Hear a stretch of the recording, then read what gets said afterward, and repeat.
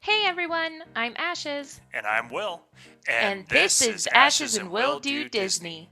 Each week, one of us will tell the other the history, facts, and stories behind the rides and attractions of Disney that have made special memories for generations. Keep in mind that Ashes and Will Do Disney is not affiliated with or employed by the Walt Disney Company, and our views and opinions do not reflect theirs. Now it's time to sit back, relax, and put on your ears because it's time for Ashes and Will Do Disney.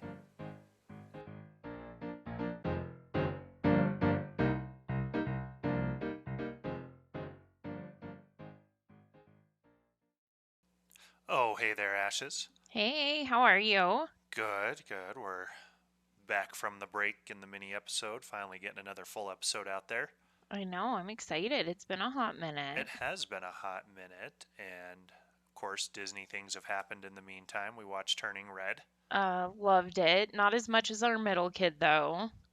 Our middle kiddo, who was all set for an Encanto birthday party, is now switching sides and saying, "Never mind, I want a Turning Red birthday party." Which I'm a little grumpy about because I still absolutely adore Encanto Well, yeah. and still sing the soundtrack all the time in my head. Oh, and then you And got I Punk mean, I Rock Factory keeps doing all their covers for it, so I've been listening to their Encanto covers for We Don't Talk About Bruno and Surface Pressure, and now they're getting ready to do the Family Madrigal. yeah, I mean, don't get me wrong, Turning Red was great. Some awesome, hilarious references Totally. to the early 2000s, like just the cashier wearing the bucket hat The alone bucket hat. made me laugh. So definitely a great movie. There, just the fact that we're normalizing, something that happens to literally half the Hmm. population. I love um, so many things about the movie. I adored. I mean, I still liked Encanto better, Yeah, well, yeah, for sure. but And that's just personal preference. yeah, So the fact that I no longer get to throw an Encanto birthday party, I'm just a little, we still got a few sad months about. till we get there, so things could change again. You never know. I don't see it changing. We'll see. See what happens. Our kids have never been that wishy-washy. Typically, they're very like they make up their mind and they're like, yeah, cool, no this thing. Yeah. So we'll see what happens I though, mean, because we'll she's see what she's happens. already changed her mind. But since we've had Turning Red come out, my quiz for you this week is pick some things from your 2000s childhood and we'll reveal which Turning Red character you're most like. Oh man, I love it. Okay, pick a movie from the 2000s. Mean Girls, Spirited Away, Freaky Friday, School of Rock, The Notebook, Twilight, or Kung Fu Panda. I mean, definitely Mean I said Girls. Mean Girls.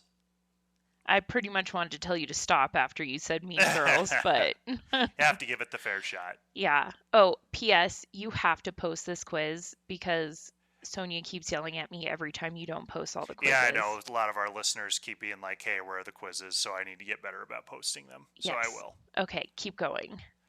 Pick a toy from the 2000s. Okay.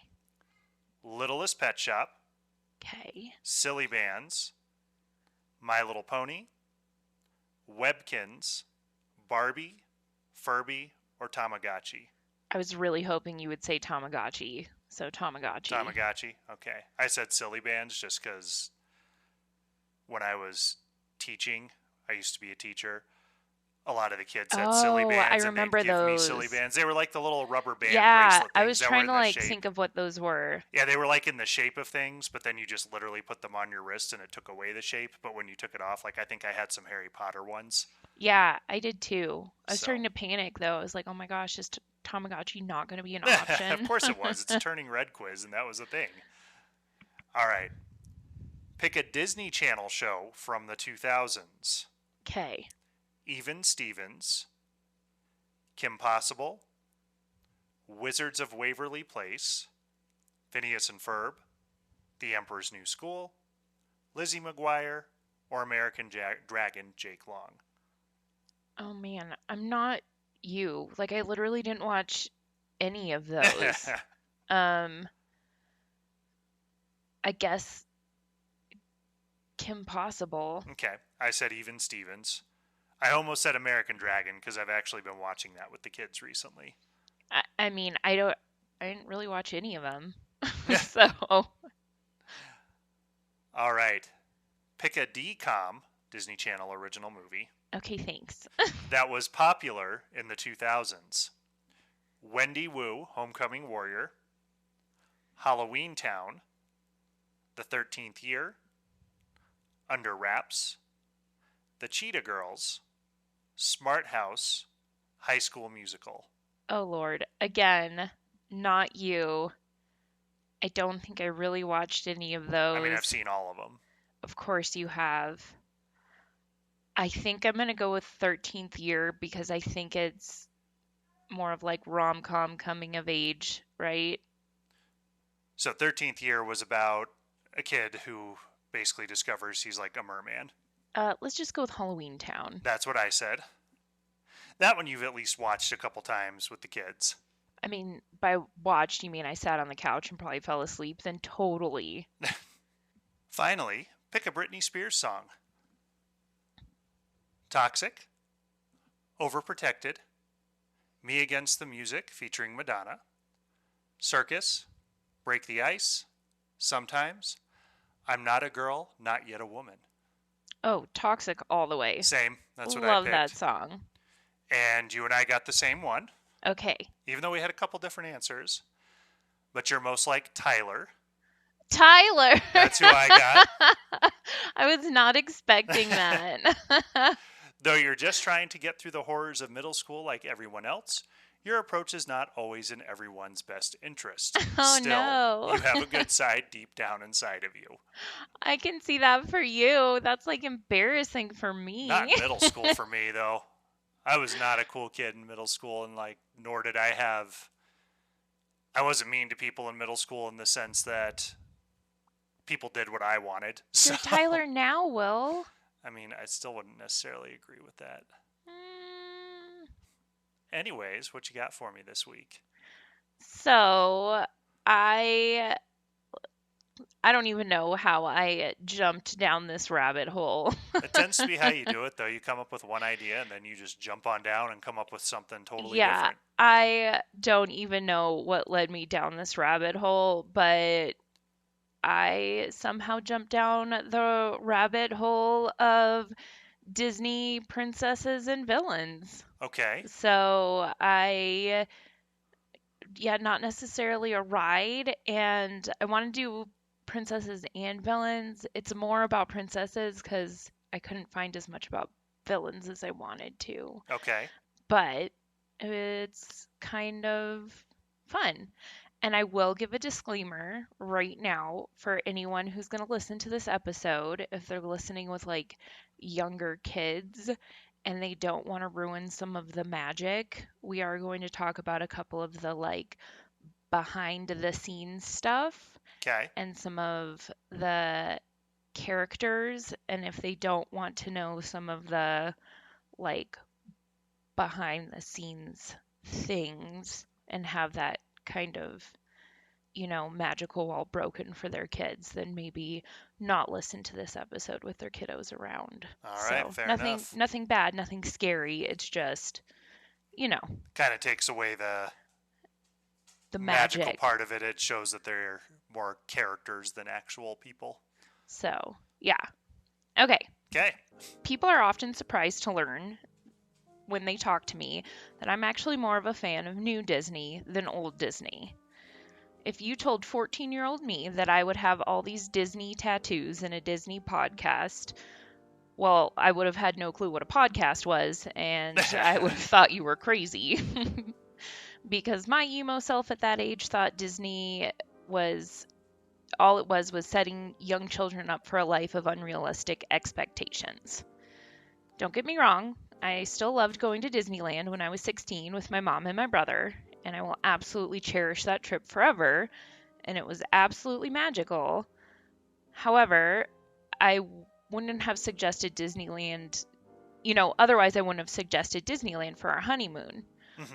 But fundamentally, the whole princess thing just never sat well with me. Right. You know, we've, you and I have talked about this stuff before, On occasion. but I know people are always surprised when they talk to me. They think that because I like Disney, that obviously that means I like the classics. Yeah. But I'm really not a big fan You're not a big fan of the of the classics. classics. So, Not the typical princess and prince movies, at least. yep. So fast forward a few years, and we have our first kiddo, and then we go to see the Snowman movie one day. Because literally, when we walked into the movie theater to see that with our oldest kiddo, that was pretty much all I knew about it. Well, on all the trailers for this movie, I was under the impression it was going to be about this snowman. Yep. We had seen previews with Olaf and Sven, and honestly, didn't really even realize that Anna and Elsa were part of it. I didn't realize that was going to be a thing until it got closer to coming out. I'm not gonna lie, the movie started and I was kind of shocked because I was literally like, we're gonna go see the Snowman movie, like, let's go. Well, because the initial teaser was Olaf skating around on the ice and trying to keep his nose from Sven. Yeah, So that's exactly. what I thought it was. It was going to be about this snowman. Yep. As the movie started and basically seemed to follow your stereotypical old school Disney movie style of dead parents, girl falls in love with boy. I wanted to gag a little bit. And then bam, Elsa comes out with, you can't marry a guy you just met. It's true. Legit. They finally addressed all these old classic Disney tropes. Yep. Legit, in my head, you could hear that screeching sound that something makes when it stops real fast. I was so impressed. And then when that movie ends, here comes Disney again with another new one. Her true love was her sister and her family. Yep. Whoa. So, don't get me wrong. I know not every family out there is perfect, but it was just so refreshing to see a problem being solved with family love and not just the love of the guy you met and don't really know. So, that movie and going to see that was really what kind of resparked my love and my interest in Disney. Mm-hmm. I was totally fine listening to the Frozen soundtrack on repeat because I just loved the message of Elsa's self-discovery and their sisterly love. Yeah, super catchy too. I mean, it was very catchy, And they just keep getting catchier every soundtrack. They do. And then from there, Disney just continued to impress me more and more as time went on with the messages they presented in their movies. As Disney has evolved, they have been stepping further and further away from your traditional villain roles. Frozen 2 went one step further than Frozen as far as depth and meaning of the story. In Frozen, your villain was that guy from Weaseltown, but in Frozen 2, if you really wanted to pick out a bad guy, it would be Elsa's grandfather, who has that long kind of past and was still kind of, Elsa's grandfather who has long since passed, but we're still seeing the long-lasting effects of his actions that took place when he was alive. Mm-hmm.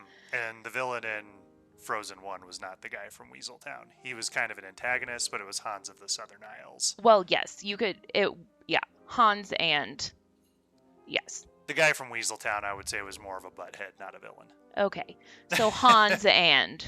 Either way, in Frozen 1, there was a very specific... It's very specific, here antagonist. Is the bad guy. Yes.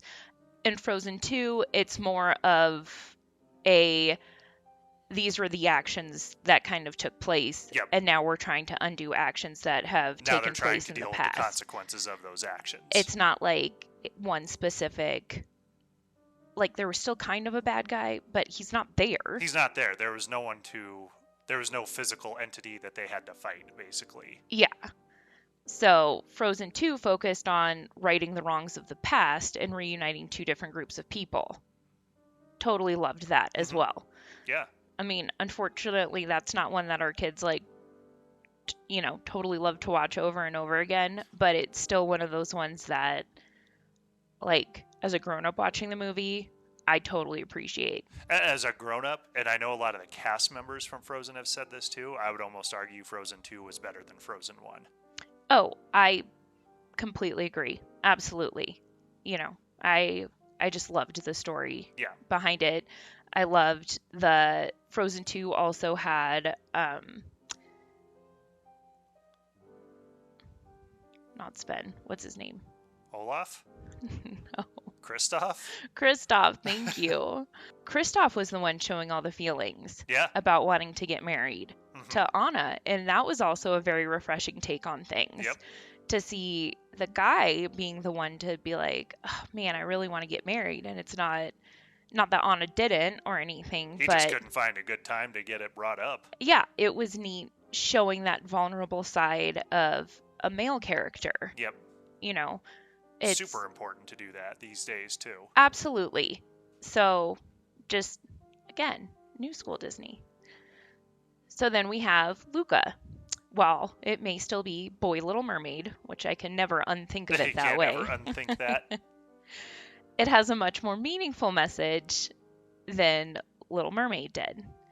It does have an antagonist for sure, not as much of Yeah. a villain as like the old school Disney movies. Again, I would say he's more of a butthead than a villain, like the town bully. Yeah, exactly.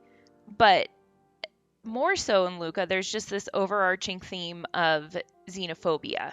Yeah, Like that totally. is more so of the bigger issue.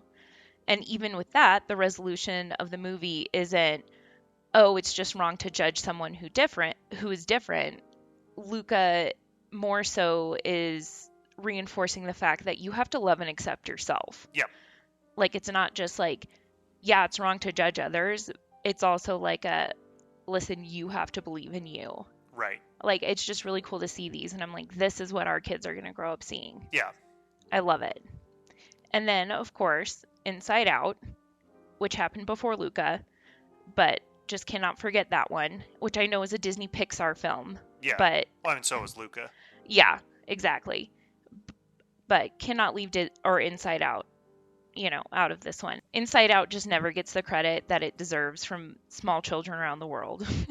Which, I mean, I get it. They're kids. Yeah. That's one of the movies that whenever we have a movie night, I am all like, that's always on my list. That's always your suggestion a lot of times. Like, especially if we're deciding back before the Disney Plus days, we tell the kids, go get 5 Blu-rays out. Yeah. And if they picked Inside Out, that was always your vote. Yeah, it was always one of mine. Meet the Robinsons, Wall-E, Inside Out, like those are my some of my top movies. Yeah. Helping to normalize mental health and emotions. I mean, generation after generation, people were taught not to talk about these things and taught to hide their emotions, and that certainly never led to anything good. No, So then to not at all. have Inside Out come along and literally just have a whole movie about emotions Yeah. and how different emotions, how each one is important in its own Right. way, and how each different emotion is good and valuable. Yes. That's what I really loved about that movie because, yeah, like you said, there's this whole idea of, well, you have to keep it under wraps. And obviously in that movie, joy was the dominant emotion. But Yeah. then it kind of, you start to realize, like, joy is trying to suppress all the other emotions so that way Riley's just happy all the time. With that final message being, you can't have one emotion without the others. Like, you have to have all these things. Yeah. And, when like they kind of combine the sadness and the joy together, it's like you have to experience sadness to be able to experience joy too. Yeah. Like it's Joy's self-discovery of like how important the other emotions are. Right. And then you see like we see at the end that like the dad, all of his emotions are the shape of anger. Yes. And all of mom's emotions are like the shape of sadness. Yep. And like the dad's emotions, the head one is anger and mom is sadness. And just how different people are regulated by different emotions. Yep. And that movie was just phenomenal. Yeah, I like that one. That was a good one. Encanto, I mean, clearly we did a whole episode on that, so I won't go too far into that one, but I mean, again, there was no traditional villain in that one. Nope. Even Coco, which did have a clear-cut villain. but it still went a little bit deeper than just the good versus evil. Correct, it did. It had the conflict within the family that had to be resolved. Yep. So it wasn't just, good guy, bad guy, Yeah, that you was know.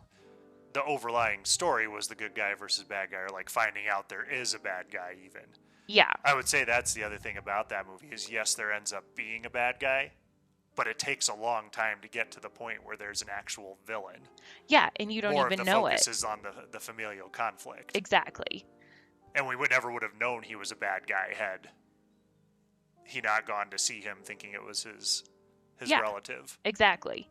So it wasn't just a movie that you watched going through the whole time being like, oh man, we got to defeat this bad guy. Yeah.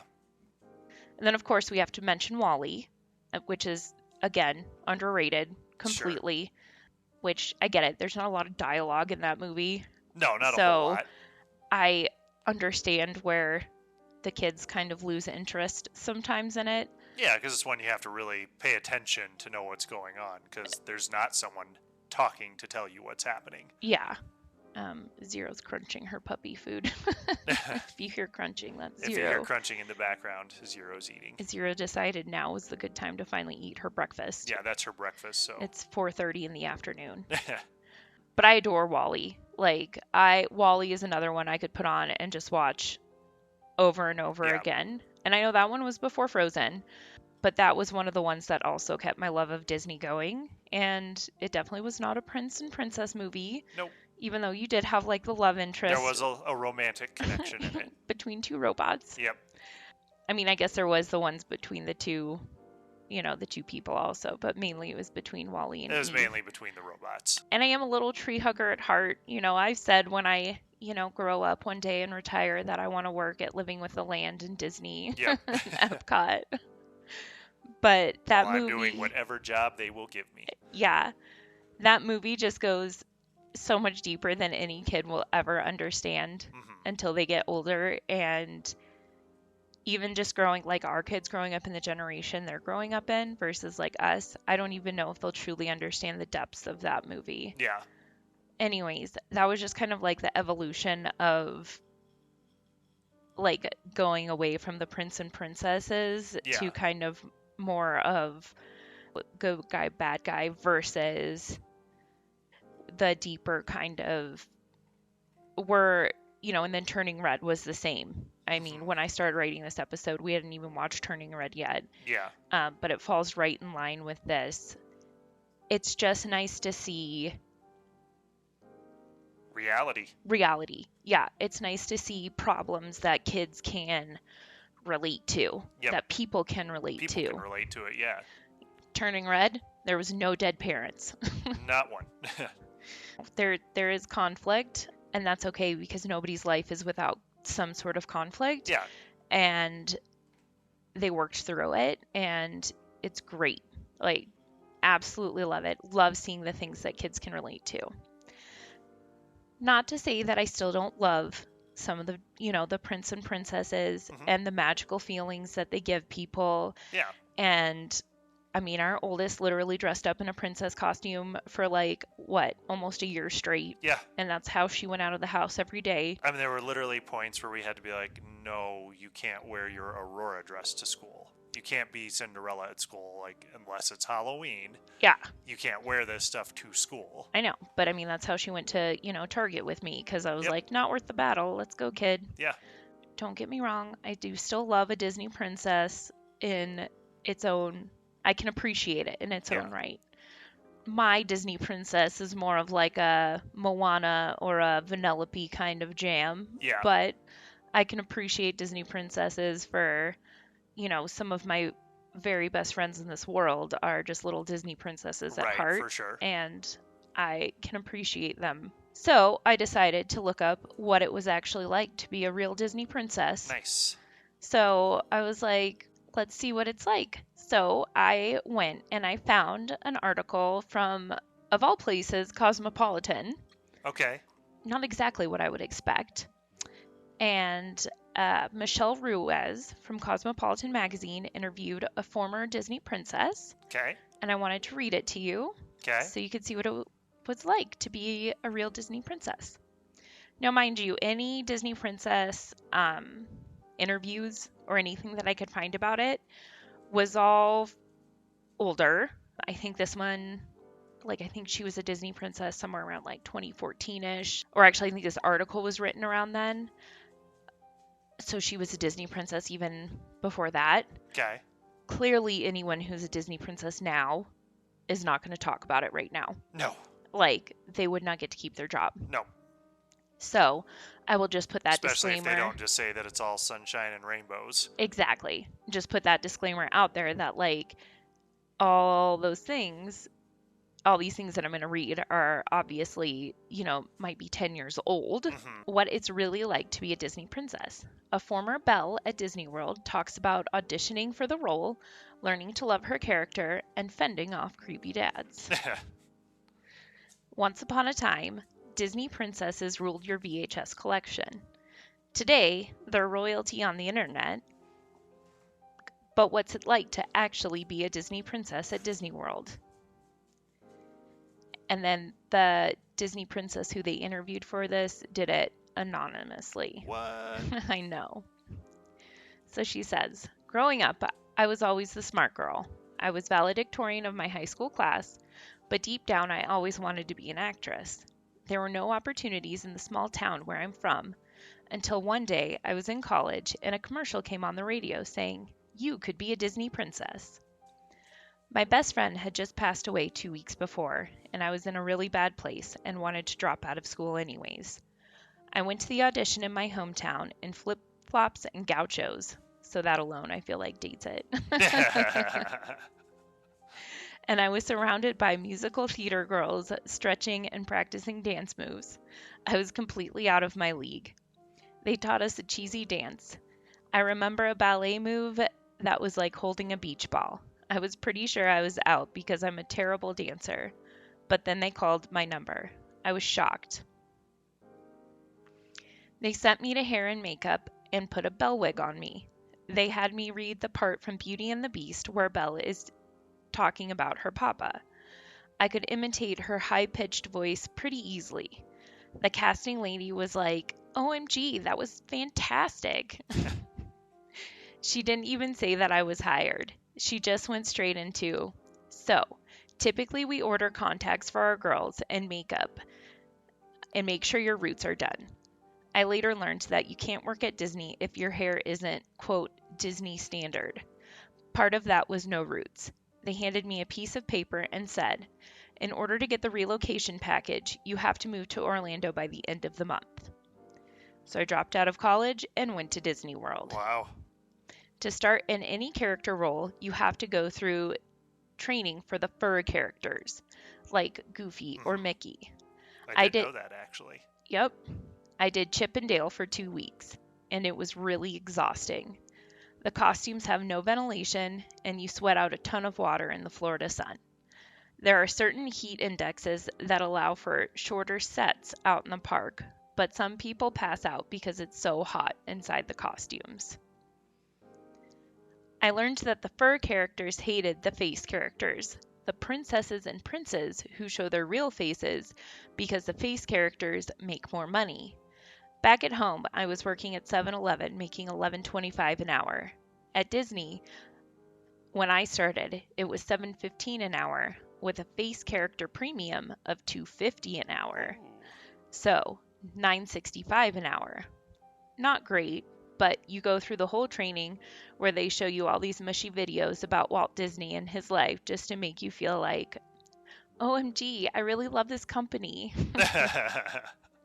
And the perks are pretty fantastic. 40% off at Disney stores, 50% off the cruises. Ooh. I know, I was like, hello. 40% off food in all the parks, and free passes for your friends and family. A lot of people stay for the perks. We need to be friends with someone who works at Disney. Yeah. Yeah. I mean, I know through social media, because of our Tomorrowland Ravagers social club, I know some cast members who hopefully I'll meet on my trip here coming up. Yeah. But personally, like, knowing someone Like, I only know them on Facebook right now. Yeah. I moved on to princess training, which was about a 4-day process. I watched Beauty and the Beast with a trainer and spied on girls greeting guests as Belle in the France pavilion of Epcot. I did worksheets about Belle. Who's her favorite person? Maurice. Ironically, I didn't really like Beauty and the Beast that much as a kid. I thought it was really dark. But watching it a ton for the job, I connected to the song about how Belle wants to get out of her small town and thinks that there's got to be more to life. That's exactly the type of stuff I was writing in my journal. And she's the only princess that really shows that academics are a good thing and there's no reason to be a damsel in distress. I started to really love her. I got a crash course in Belle makeup from Cosmetics, or Cosmo Team, because the princesses have to learn to do their own makeup. They check your makeup and sign off on you before you get to go out on set, which is what we call the different locations at the parks. All of the princesses sit in Cosmo together, getting ready. They ordered brown contacts to change my eyes and a brown wig. Some girls were jealous because I was allowed more freedom with my makeup because I already naturally looked so much like Belle. I realized why it didn't matter that I couldn't dance. Everyone just kept saying, "Wow, you look just like the cartoon." Most of the drama in Cosmo happens when someone gets disapproved or not allowed to go out on set. One girl got disapproved because her arms got too chubby. Oh. Another girl had a very bad acne breakout all over her face, and they disapproved her. Then everyone talks about whether she should or shouldn't have been disapproved. It's awkward. Some of the princesses did cleanses to stay fit. A lot of the girls were naturally thin. We'd go to the gym after work or do workout videos together during our breaks. The fur characters were running around all day, so they can eat crap like funnel cakes. The refrigerator in our break room was literally lean cuisines and those sugar-free jellos with only 10 calories. I'd never been popular before. Suddenly, I was a literal princess. I was Belle for 6, sometimes 7 days a week, all day at Epcot and Magic Kingdom. Kids would line up to take pictures with me, or I'd be a part of a parade in a huge glittering ball gown. It was prestigious to be Belle. She and Cinderella are the top 2 princesses at Disney. A ton of girls are hired for their roles, and they're stationed at the most locations. Ariel is a good one too, but she isn't in as many locations, and neither is Mulan. Pocahontas and Jasmine aren't out very much at all. One of my friends was white, but she's very, very tan, and she does Pocahontas. It was a lot of fun, but emotionally, it was tolling. You have to smile for an hour straight. You can't drop your smile until you go on break and are behind closed doors, because Disney doesn't want any pictures of us not smiling. The first few weeks, my face literally hurt. But I really love kids, and it was amazing to have kids that were really into Belle coming up to me. And I would just make up this elaborate story about waking up that morning and having oatmeal with the Beast. We couldn't spend too much time with the kids, though, because we had to greet 172 guests per hour. Wow. Disney decided that that was the magic number. An attendant would have a clicker to count the number of people we met. And if we went under, we would get reprimanded. If you get 4 reprimands, you get fired. Ooh. It sucked to have a really sweet kid that's waited in line for 3 hours come up to you all excited and have to say, "Okay, let's hurry and take our photo," and then shove them out the door. When they left the room where we greeted the kids at Toontown, they went straight into a massive princess store. I think Disney felt like, well, we want them out of the room and into the princess store to buy some stuff. Yeah, that's why all the rides exit out into a gift shop. It is business. Yeah, it is a business that is trying to make money. Yeah. The one time I got really, really angry at work was one of the only days that it was actually really cold in Florida. So cold you could see your breath. I had to stand in a doorway welcoming guests into a restaurant at Epcot in a sleeveless formal dress that was supposed to have a coat that came with it. I was freezing and my eyes were watering, but the location manager wouldn't let me go get my coat. When I went on break to go pull the coat from the costume department, it was gone. I guess they'd hidden it. I started bawling. I had to take pictures with kids in the freezing cold, crying. Later, I was talking to photographers, and they told me that the restaurant sold photos of Belle and the guests for like $35, and when Belle was wearing the coat, they sold 30% less pictures. Oof, that's rough. That is rough. That's always a hard one because you're like you just don't want to believe that, like, Yeah, but at the same time, it's also not that surprising because they are a big corporation. yeah, Which that's you and I, just, though, have already talked to about, like, the photo packages and stuff. Like, you probably even sell more if you dropped the price on them because you're going to throw them away anyways if yeah, someone turns them down. I know. That one always got me. That one was hard. That's hard. Yeah. Another tricky thing was the creepy dads who would whisper in my ear when their kids were taking pictures with me. They'd say, "When the beast goes to bed, I'll be waiting for you in the library." All I could think was, God, I'd hate to be your wife. I couldn't break character, but I would address it and say something like, I go to bed when the beast goes to bed. One of my friends, Aurora from Sleeping Beauty, her skirt was unzipped and one of the dads had stuck his hand in the zipper. Luckily, there are petticoats underneath, but he was totally feeling her butt on the outside of his of the petticoat. Like, taking a picture, like, tried to make it look like he had his arm around her, or? I'm guessing so. Because, I mean, that's pretty, I mean, inappropriate altogether, but that's pretty bold if he was just like, oh, hey, open zipper. Yeah, Either way, it's pretty bold to do. And either way. wildly inappropriate. I mean, I'm sure it all happened very fast, and that's a very quick way to get kicked out of Disney. Oh, totally. Yeah, but unfortunately, when you're the pretty girl, I'm sure it definitely comes with the creepers. Yeah, for sure. But amazing stuff happens too. My absolute favorite thing was meeting the Make-A-Wish Foundation kids. Belle would be in her village dress and ride the carousel or have breakfast with the kids in the last months of their life. They were so excited and amazed, and behind them were parents just falling apart. Their kid is dying. Their child that's dying is incredibly happy at that moment. It's a very strange feeling. Complete joy mixed with complete heartbreak. Mhm. Things like that make me happy to be Belle, especially after losing my friend and being so miserable at home. I met really good friends being a princess.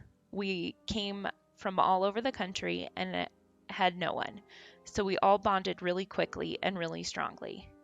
My best friends were an Aurora and a Cinderella. Underneath Magic Kingdom, there's a really smelly concrete tunnel system.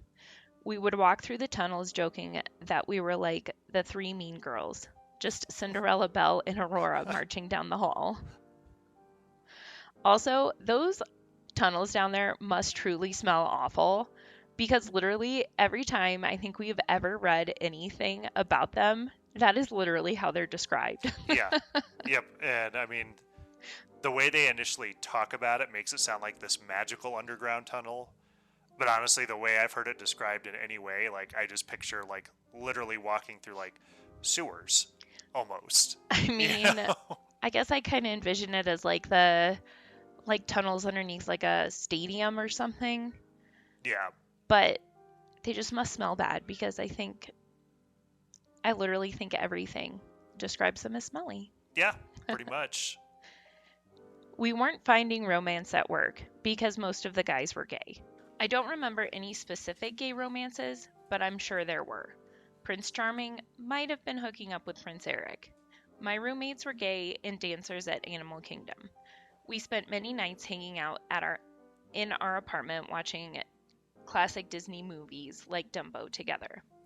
They call it the Disney bubble. You listen to the soundtracks on your way to work and watch the movies at home. Even when we weren't working, a lot of the times we'd just go into the park and watch the fireworks or watch Tinkerbell come down from the castle. Sometimes we would just go get drinks at the Animal Kingdom. Looking back, I was there for 3 years and I went to the beach once. Disney just draws you in. After 3 years as Belle, I started to feel like I was in limbo. I didn't finish college. I didn't know what I was doing or what I was going to do next in my life. I still wanted to be an actress, and there was no market in Florida. I took a trip to a bigger city for an acting intensive, and my teacher told me that I could have a real shot if I moved and started auditioning. I decided to give Disney my 3-week notice. I gave them notice, but said I still wanted to do a few shifts every year. Back then, all you had to do was work 5 shifts a year to keep the Disney perks. When I came That's back, it? apparently, 5 shifts? Wow. when I came back to Florida not long after leaving to pick up a few shifts, the casting department called me and said, "We need to speak with you about your role." I went to meet with them and they asked me how things were going with my move and if I planned to stay away for a long time. I said it was going great and I was excited to be pursuing acting. I didn't realize I was being baited. They had me dress up as Belle and I came back and they were like, "We've just been noticing that your mouth is very different than the other girls." It was the most bizarre thing ever. It was very and it was very clear that it had nothing to do with my mouth. If my mouth was one of the big issues, they wouldn't have paid for the move to Florida and for me to be Belle in the first place. It was merely about the fact that I wasn't going to be there working every week and they didn't want to dole out perks to another person like that. I got canned and it hurt. The shelf life of a Disney princess really depends. A lot of girls take themselves out before casting has to. People go on to work in musical theater at local playhouses or be teachers or do princess parties. Some never want to leave. As soon as they get disapproved, they just want to become a princess trainers so they still get to be a part of the magic. There's a little bit of bitterness for the princesses as they get older. I just got back from Florida actually, and seeing all the new girls, it sucks. People used to be that excited to see me and cry to see me. And now it's these girls who don't even have as much integrity as we used to. We used to only speak words that princesses hundreds of years ago would speak. We wouldn't say, "Oh, those are cute shoes," or "Oh my gosh." Princesses didn't say that. They would say, "Oh my goodness," or "Oh, how wonderful." Now that I live in a big city, it's a bit of a culture shock. I still smile at everyone, even the guys who catcall me. I probably come across as such a naive idiot, but it's from being at Disney for 3 years and being around people that all speak with such pep and optimism and watch Disney movies in their spare time. Smiling all day just makes you believe that everything's fine. It didn't occur to me that I would miss it so much, that I would miss it as much as I do. Nothing big has happened for me as an actress so far. I'm working on getting my college degree. Despite some of my issues with Disney, I'm super glad I got to be a princess. I've gone to auditions where people have been like, "I think I have a picture with you as Belle." It blows people's minds when I tell them. I don't want people to think I'm bragging. I say that I lived in Orlando, and then they pry for some more, and I'm like, "I was Belle." And they're like, "Oh my gosh, that's so cool and weird." When I tell guys, they think it's really cute. I guess the Michelle Ruiz, the one who wrote this article, they did reach out to a Disney spokesperson to try to like confirm some of the details, but Like a spokesperson's going to say, yep, what she's exactly. saying is absolutely true. They're just doing some of what they could. But of course, the Disney spokesperson said, "Because so many Disney stories come to life through our characters, we do our best to preserve the magic for our guests and typically don't share behind the scenes details Yeah. about our theme parks." So, yeah, I thought it was really cool to see, like, just to hear someone's story, Yeah. you Like an know. actual perspective. Yeah. And I mean, we've seen stories on like TikTok or just how easy it is for like, I mean, Disney watches people really carefully Hmm. and they will fire people. Oh, of course they So do. I know Yeah. why people keep it anonymous. I know why people don't share a lot of things. Yeah. But it was nice. It's fun to hear what it's actually like. Yeah, for sure. For sure. And I actually have met a former Disney princess. Oh, really? I did. So when we were getting ready to go on our first cruise, our first Disney cruise, and I had my appointment to go down and get my vaccines for traveling internationally. Yeah. And the lady behind the desk who was checking me in, she noticed my Mickey and Minnie tattoo on our wrists, the matching ones we have. Yeah. And so she was talking about it, and I was bringing up, I'm like, yeah, we're actually going on a Disney cruise. That's why I'm here to get vaccinated. And she goes, oh, well, I used to be a Disney princess at Disneyland. That's so cool. And I was like, well, that is cool. That's pretty much what I said. That is so cool. And she goes, now, I'm not going to tell you who I was, though. I want you to guess. And so literally for like a solid minute, she just sat there kind of like sitting behind the desk, like posing. And I'm just like staring at her trying to figure it out. And when I know it, like all of a sudden, like it dawned on me with her eyes. I was like, you were Snow White. And she goes, yep, I was Snow White for the parades at Disneyland. That's so cool. Yeah. She said she really enjoyed her time doing it. That's awesome. One of the Nurse Blake, he's like a nurse, I don't know, kind of like a comedian, spokesperson, I don't know, whatever. What's the word for it?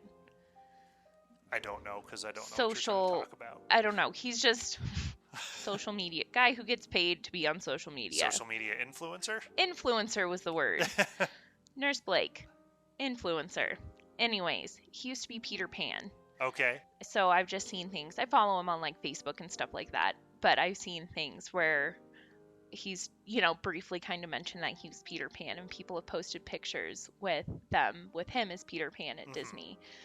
And he hasn't talked about it much. I just know through little snippets of following him on social media that he was Peter Pan, and that the little bits that he's mentioned is that he didn't expect to miss it as much as he does, and that he really enjoyed it. And I definitely can see where there is like a Disney bubble, and you just get kind of like wrapped up and sucked into it. Yeah. And I like kind of go back to the whole like pay scale thing. I mean, obviously this was a while ago she was doing this, so like her $9.50 premium for being a face character. And I've always kind of said that Disney's going to be like my retirement job. Oh yeah. I mean, it's, people talk about, oh, it's unfair pay, it's unfair this, it's unfair that, but at the same time, I get it. Like, not necessarily condoning it, but like, I get why a lot of these things aren't super high paying jobs. Yeah. So, like I said, that's why I've always kind of said, like, I want Disney to be my retirement job. Oh, for sure. I mean, I don't know. They keep employees, I guess, Yeah, right. And I think a lot of that does have to do with, like she even mentioned in her interview, the perks that you get with being a Disney employee. And I mean, going to Disney and then going to a different theme park, like, I feel like Universal keeps up like good standards and stuff. Agreed. But then like you go to like a Six Flags or something. Right. Or like our friends went to Knott's Berry Farms. Yes. And it was, oh dear. Yeah. Not the same. It's just not the same, which I mean is what Walt said when Lillian was like, why are you making a theme park? Theme parks are skeezy and trashy. And he's like, not mine. Yeah. Mine won't be like that. Exactly. And that's exactly what he did was, and I guess that's another thing that comes with it too when people complain about like the prices of going to Disney. It's like, it's a resort. Yeah. It's meant to be upscale. It's going to cost to have what you have there. Yeah. So I found a couple other like secret Disney park character, like secrets of Disney park character performers. Okay. So there are off limits, like a few things that are off limits for Disney performers when taking pictures. Mostly they are discouraged from posing in front of restroom entrances. As well as posing with guests wearing explicit or politically based apparel. Okay. Makes sense. Disney performers stand a better chance of getting hired if they look like other performers, not just the character, which makes sense because they want consistency. Yeah. So, if you look like the other Belles, that helps. For example. Yeah. Well, I remember when we went to California Adventure and I stood in line forever to take the picture with Captain America. Yeah. Part of the reason it took so long was because the guy who was there had to go switch out. It was time for his break, and he sits there and like puts his finger on his helmet. And he's like, "Oh, hold on, guys, I got to go take care of this Avengers level threat that's happening in the park." And he like runs away. And like 10 minutes, a guy who looks like he could be his brother shows up Right. and is like, "I'm back." Well, and I guarantee, like, you are very good at noticing those differences, like, as far as, like, facial features. Mm-hmm. Whereas, like, I'm not good with facial features. Like, Yeah. that part of my brain just does not register. Like, I guarantee I would have noticed. I've been like, You would have same thought it was guy. the same guy who Yeah. came back, but I noticed, I was like, it's a different guy. But they're very similar in height, very similar in build, similar jaw lines, things like Yeah, that. exactly. So Disney performers are sometimes just spares. So spare cast members are on call in case of like injury, or if someone gets pulled from a show, or if like a character had to go home early. So sometimes people would hate being a spare, but literally some days people would show up and literally just sit there getting paid to do nothing for hours. They'd, sit there and play games and, go to the cafeteria. There you go. Disney performers aren't supposed to hold babies. Makes sense. Yep. You accidentally drop them, there's a liability. So, like, parents will often, be like, oh, I want, this character to take a picture with my baby. And especially the, like, fur characters who really can't see well a lot of the time. Right. Yeah, kind of actually terrifying. They have, like, giant hands. Yeah, You know, that aren't yeah. actually their hands. So, usually when that happens, like if they end up with a baby in their hands, they just kind of kneel down and get as close to the ground as they can. Makes sense. Well, do you remember when we went to Disneyland with the kids for the first time? Our youngest was only a few months old. And we went through, I think it was we met Elsa. Yeah. And you had asked, you were like, will you hold him? And she got down on the ground and was like, you can set him in front of me. That's right. She did say that. She got real close to the ground and was like, you can set him right in front of me. But like, she wouldn't be like, yeah, I'll hold him. Yep, that's right. We do have a picture with Elsa. Yep. That's right. Disney performers are never supposed to meet their doubles, which, Don't need a Spider-Man situation where they're pointing at each other. Yeah, I feel like is a given. Sure. There are a few locations in some of like the parks that have like different rooms where, to kind of keep it where you can meet like all the princesses or something like that. And to keep it moving quickly, you'll have like room A and room B, and like, people will all go into room A and then the doors close, and then door B will open and guests will be ushered into room B, and then those doors will close. But the doors are never open at the same time, so like no guest will ever be able to see into door A and B at the same time, kind of thing. So you can't see, two Cinderellas at once. Right. I guess there was an incident in 2019 in Disneyland Paris where two Cinderellas accidentally came face to face with one another. Oh. Disney did a pretty good job getting most of the pictures down off the internet of the incident. Disney princesses can sit, but villains can never kneel. So, okay. Yeah, apparently there's no hard fast rules about like face or fur characters like crouching, to kind of take pictures. But like the Disney villains kind of would live by a different code. The fur and face characters were allowed to kneel, but with villains, they're not supposed to. Okay. So, and then I also found some fun facts about Disney princesses and villains. So, and these are just about like the actual kind of like movies. Okay. Times princesses acted like villains in the movies. So there was the time that, Snow White trespassed on private property. Yep. She Goldilocks that. She totally did. When Belle was thinking she was better than everyone else around her. I mean, don't act like she didn't think about that. She thought she was better than everyone in that town. There's a quote from Spider-Man Far From Home, where Mysterio tells Peter Parker, "Don't ever apologize for being the smartest person in the room." I'm so glad that's what you quoted. And she totally was, though. She was the one who could read. So.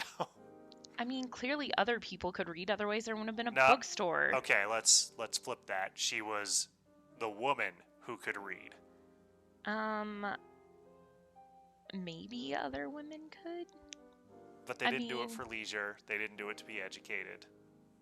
I read something else talking about how Belle probably wasn't from that town, and how she had to come from, like, wherever they came from had to be some sort of, like, royalty line because she was a woman who could read, which I feel like has to have some validity, because definitely back in the time where that story took place, to have a woman who could read That's for what leisure. I'm saying. So, I mean, smartest person in the room. Whatever. Merida getting her mother cursed. Sure. A little rude. Ariel putting the mer people in danger when she didn't get her way. Sure. I mean, valid. Anna cursing her entire kingdom. Yeah. Cinderella being ungrateful. So, this one Cinderella being ungrateful? Listen, fair point. Technically, her stepmother did not have to keep her after her father died. Especially back in that time. Technically, that was very nice of her stepmother. Yeah. Her stepmother totally could have been like, deuces, like, you're out. She did not have to keep Cinderella. Yeah. So, just a different perspective. Like, I feel like Cinderella's stepmother, like, I feel like that could totally be one of those movies, like, where if we made a movie from, like, her point of view, it could be a little different. Be a little different. So, interesting princess facts, also, because you know I like my little fun facts. Yeah.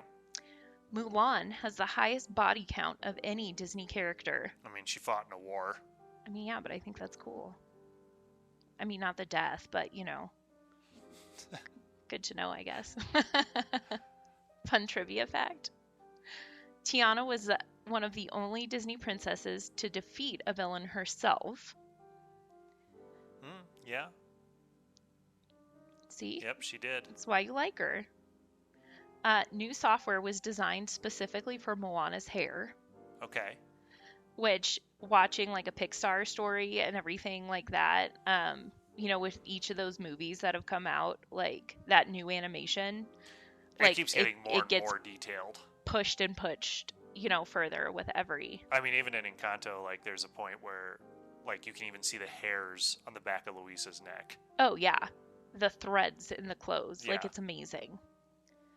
Only 2 princesses have had more than one love interest, and that's Anna from Frozen and Pocahontas, who had John Smith in the first movie and John Rolfe in the second movie, which I never saw Pocahontas 2. I never saw Pocahontas 2, but... Jasmine was the first non-white princess. Yeah. Rapunzel's dress changed multiple times. I guess they had, like, the creators had a really difficult time trying to settle on the character for her dress. At first the dress was red, then it was pink, but once the animation got started, it was recolored to blue, and then finally they changed it to purple, and then they ended up sticking with purple because the flowers of a rampion plant, also known as a Rapunzel, are purple. Okay. I feel like that took a long time for them to get. To just land on purple? Yep. Apparently Ariel was going to be blonde. However, this was changed in order to differentiate her from another fictional mermaid, Madison, from the live-action Touchstone picture film Splash. Splash. Yep, because that was one of the concerns about doing Little Mermaid, was they had already done Splash. Yep. And had already done a mermaid movie. One of those lasted a lot longer, though, than the other as far as popularity. Correct. Cinderella was Walt Disney's favorite princess. In an autobiography of Eileen Woods, the voice actress who played Cinderella, she said that Walt Disney once told her that Cinderella was his favorite Disney princess. Oh. Or she said in the book, "Once I went to his office and he said to me, 'You're my favorite heroine, you know?'" The bio quotes her as saying, and then she had said, You mean Cinderella? Yes, he said. There's something about that story I associate with. I think it was the rags to riches tales. Of course, then I didn't know how many times Walt had risked it all to realize his dreams. Yep. So I thought He that was kind definitely of had a cool. rags to riches story. Yep. Aurora has the least amount of screen time. So Aurora, aka Sleeping Beauty, has the least amount of screen time out of any Disney princess, totaling to about 18 minutes. She doesn't speak until 19 minutes into the film, and her speaking role ends 20 minutes after that.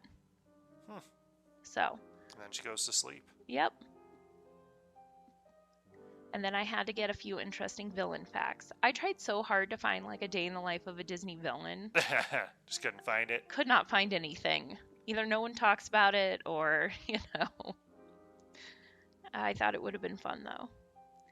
Jeremy Irons smoked in the recording booth while playing Scar, even while singing Be Prepared. And then completely tore up his throat doing it. Yep, he literally was smoking while doing it, and they had to like edit out like parts of him taking breaks to like inhale basically.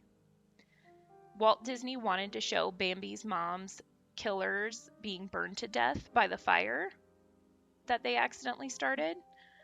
The hunter in Bambi was known as Man, is perhaps the most unique Disney villain by virtue of his absence. So some say, I guess. I think, it's getting a little more interesting nowadays, but yeah, he's never shown, even while doing the thing for which he's universally despised.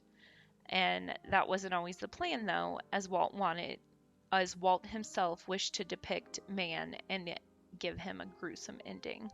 Oh. Yep. A scene was drawn showing a man's corpse lying behind a charred tree. After Walt came to his senses, he scrapped that scene along with one depicting Bambi's mother's execution. Well, rough. Yeah, good call not showing that in a G-rated film.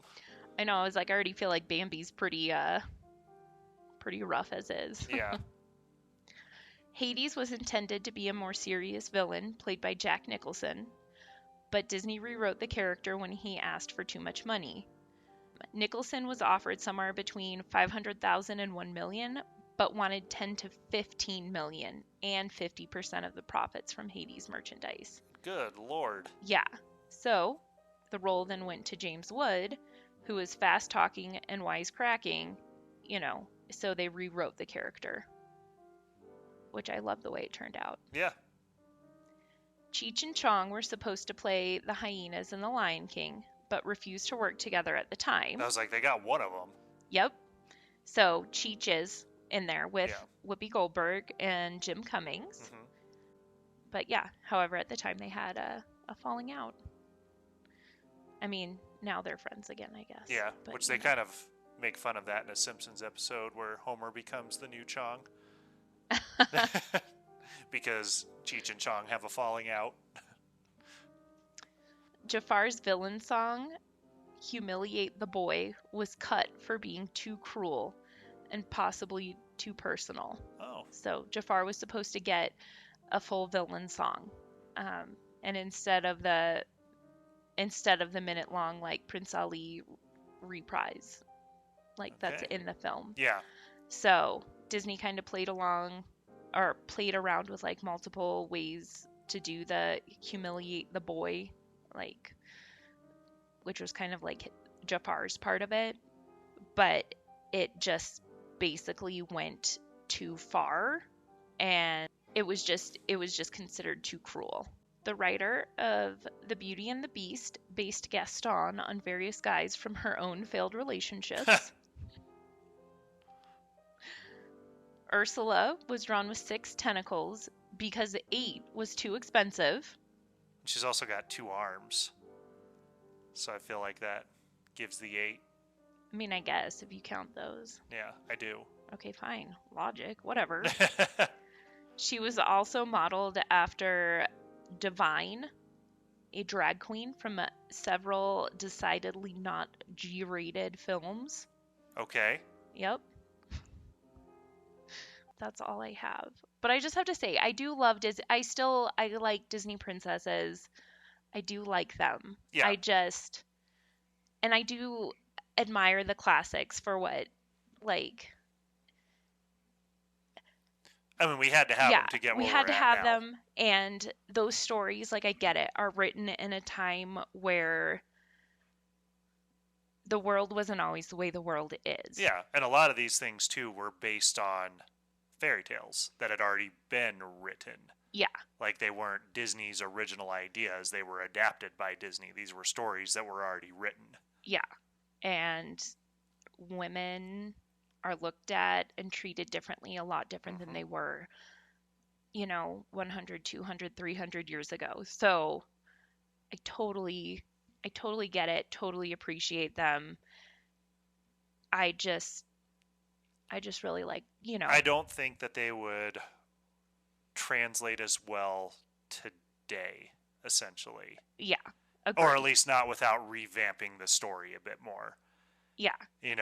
Like I don't think we would even be doing this podcast if that was still the just standard formula that they were doing. Well, and the fact that like a lot of these new movies now don't have like a traditional princess, Or a traditional villain either. or yeah, I think just kind of gives, they do make those Belle and Cinderella and Aurora just that much more magical Mm-hmm. when kids do meet them, Yeah. because princesses aren't a dime a dozen. No. There's just, there's not a new Disney princess with every movie that comes out. Right. You know, Exactly. Yeah. it keeps those Disney princesses being It's their legacy. special. Yeah, Yeah, they're legacy characters. exactly. So speaking though of like villains and real life behind the scenes stories. So this happened a couple years ago, but this video keeps circulating around either through Disney Facebook pages or other entertainment pages, but it's where Gaston's character is doing a meet and greet. Uh-huh. And this girl walks up to him to take a picture and she like grabs his pecs and gives him a squeeze on the way up. Oh, Yeah, and he was like, "Cool, you're done. I'm not taking a picture with you." yeah, no. And she tried to do it again. She thought he wasn't being serious. She tried to reach up again, and he like swatted her down and was like, "Go, Yeah, you're not done." okay. And see, you're saying it's not okay, but like what baffles me is the amount of comments that are like, "That's his character. His character is flirty with women. He has to expect it." And it's like, why? Because he's a man? Yeah, no. It's supposed like one way or the other. Personal space is personal space. And whether it's a man or a woman, like you can't just walk up and touch someone like that. You can't just walk I don't care what part she just grabs of him and squeezes. Yeah, That's not polite. it's not. And so, like, even if she was just giving his muscles a squeeze, like, without, like, the permission to do so, like, it's just not okay. And so, like, yeah, it's probably a lot more prevalent with the female characters, and it shouldn't be, but, like, it does happen to some of the male characters as well. Yeah, So, that's my 2 cents on that. I liked it. So, well, that was fun. We'll see what happens for next week because I'm actually getting ready to go on my solo Disneyland trip. Have fun. I will, and we'll see what gets put out if we're able to do anything. But just so our listeners have that expectation that I'm going to experience some magic. So, Sounds but good. we'll be back. That's it for this week's episode of Ashes and Will Do Disney. Don't forget, we need your mouse tails. If you have a funny, weird, exciting, or just a favorite Disney memory, send it to ashesandwilldodisney@gmail.com so we can read them on the show. And don't forget to follow us on Facebook and Instagram at Ashes and Will Do Disney. This is a public group to follow. We're also on YouTube at Ashes and Will Do Disney. Please subscribe, rate, and review wherever you listen to your podcasts. Thank you so much for listening, and have a magical day.